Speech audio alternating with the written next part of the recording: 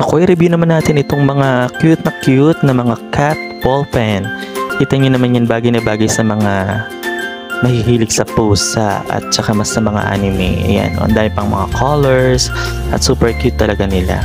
At ang ganda pang isulat niyan, kaya naman the best kung yan ang gagamitin yung pang sulat.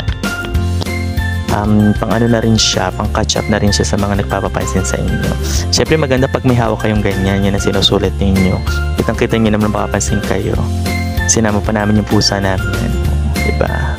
Isang taon na hindi kumakain yan, pero buhay pa rin. Pero balik tayo sa mga ballpen, talagang napakaganda. Oh, kitang-kita nyo naman yan. Talaga naman, wala na ako ibang masabi, kundi maganda lang talaga. So far, yun lang naman. Nandiyan yung link ha. O ayan, si ate ko nagsusulat. Ayan, ano yan? The Quick. I don't know kung ano sinusulat